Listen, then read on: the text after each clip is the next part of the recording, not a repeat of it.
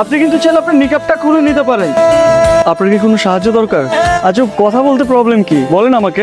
আপনি আবার আমাকে বিরক্ত করতে এসেছেন, আপনি প্লিজ চলে যান। আপনাকে দেখে অনেক বিপদগ্রস্ত মনে হচ্ছিল, তাই মনে হচ্ছিল আপনার কোনো সাহায্য দরকার। এই শহরে তো নানান ধরনের মানুষ থাকে, ভালো মানুষ খুঁজে পাওয়া খুব কঠিন। ঠিক আছে, আপনি সাবধানে থাকবেন। শুনেন, আমি আসলে বাসা থেকে পালিয়ে এসেছি। তারা আমার বিয়ে ঠিক করেছে অন্য একটা জায়গায় আমার অমতে। বুঝতে পেরেছি। তাহলে আপনাকে কিভাবে সাহায্য করতে পারি আপনি বলুন।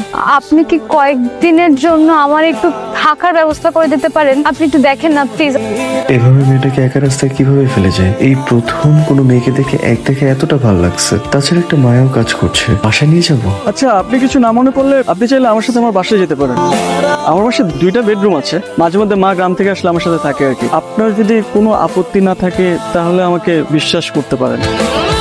হাতে এটাকে নানি নাকি? গ্রাম থেকে নানি রেডি আইছেন? ওয়াইফ রোশা। কি আপনার ওয়াইফ? মানে আপনি তো ব্যাচেলার, আপনি বিয়ে করলেন কবে? আরে এবার ছুটি দিয়ে যে বিয়েটা সেরে ফেললাম আর কি। আমাদের তো কিছু বললেন না। এটাই আমার বাসা। 2টা বেডরুম আছে। ওই পাশের রুমটা আমি থাকি, আর এই পাশের রুমটা মোস্ট অফ দ্য টাইম খালি থাকে। আপনাকে আমি কি বলছিলাম, আপনি ফ্রেশ হয়ে রেস্ট করবেন। আপনি বাসা গুছাতে গেছেন কেন? আমি একদম অগোছলো থাকতে পারি না। আচ্ছা, এখানে আমাদের দুপুরের খাবার, বাজার আর মেয়েদের কিছু ড্রেস আছে। আপনি পরে যে পছন্দ করে কিনে নিতে পারবেন, কোনো সমস্যা নেই। আপাতত এখান থেকে একটা পরে নেন। আপনি এত সকালে উঠে গেছেন? আপনি না কালকে বললেন যে আপনার অফিস আছে সকালে, সেই জন্য আপনার ব্রেকফাস্ট রেডি করে দিলাম। আসেন ব্রেকফাস্ট করে নেন।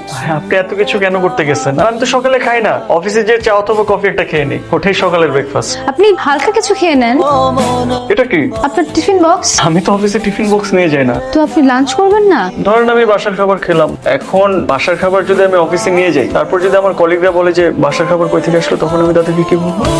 বলবেন আপনার মানে বলবেন না আপনি বাসায় একটা কাজের লোক রেখেছেন, সে রান্না করে দিয়েছে। আপনার কি মনে হয় আমি বাসায় একটা কাজের লোক রেখেছি? আপনি কিন্তু সবসময় একটা কথার অন্য একটা মিনিং খুঁজে বের করেন। আমি মোটেও ওভাবে বলিনি। ফোনটা আপনি রাখেন, আর যদি কোনো প্রবলেম হয় আমাকে ফোন করবেন। মনটা কি বেশি খারাপ? লুকাচ্ছেন কেন? কিছু মানুষ মন খারাপ করলে তার চেহারা সেটা বোঝা যায়। আপনার প্রচন্ড মন খারাপ। মানুষের জীবনটা অনেক অদ্ভুত। আপনার জীবনে কখনো কখনো এমন কিছু ঘটনা ঘটবে, আপনি হয়তো সেগুলো কখনো কল্পনাও করতে পারেননি। আর আপনি জানেনও না যে সে ঘটনাগুলো ঘটলে আপনি কি করবেন বা আপনার জীবন কোন দিকে মোড় নেবে। এসব ছোট ছোট ঘটনা নিয়ে তো জীবন, আর এইসব ছোট ছোট ঘটনাকে আপনি যত মনে রাখবেন তত পিছিয়ে পড়ে যাবেন। চাচা, আপনি হয়তো বাসার উপরে পাঠিয়ে দিছি। শুনলাম তুমি নাকি বিয়ে করেছো, বিয়ে করে বউ নিয়ে আসছো, তাই বৌমাকে দেখতে চলে আসলাম।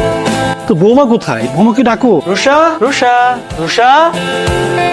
বৌমা তো দেখতে খুবই সুন্দর। চাচার জন্য চা বানিয়ে নিয়ে আসো, যাও। চাচা আপনি বসেন, আমি চা বানিয়ে নিয়ে এসেছি। না না, চা লাগবে না। রাফি তোমার ছেলের মতো, খুব ভালো ছেলে। শুনলাম রাফি বিয়ে করে বউ নিয়ে এসেছে, তাই তোমাকে না দেখে আর থাকতে পারলাম না। তুমি খুব ভাগ্যবতী যে রাফির মতো একটা ছেলে পেয়েছো।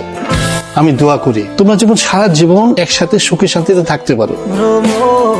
জায়গাটা ভীষণ সুন্দর। আমি অনেকদিন এরকম প্রাণ খুলে নিঃশ্বাস নিই না। মানুষের ডিপ্রেশনের সবচেয়ে থেকে বড় ওষুধ হচ্ছে প্রকৃতি। যে মানুষ সবচেয়ে থেকে বেশি প্রকৃতি উপলব্ধি করতে পারে, সে তার জীবনে সবচেয়ে থেকে বেশি প্রশান্তি খুঁজে পায়। আমি কখনো এমন সুযোগই পাইনি। আমার প্রায় পুরোটা জীবনে কেটে গেছে বন্দিশালার পাখির মতো। যে জীবনে এত ঝড় ঝাপটা বয়ে গেছে, সেই জীবনে জীবনকে উপলব্ধি করতে পারলাম না, আবার প্রকৃতি। আপনি তো সব বাধা ভেঙে বেরিয়ে এসেছেন, এখন একটু নিজেকে নতুন করে তৈরি করেন না। চাইলে কি সব পাওয়া যায় না? সৃষ্টিকর্তা আমাদের সব আশা পূরণ করেন না। ওই যে কথা বলে না, যা পাই তা চাই না, আর যা চাই তা পাই।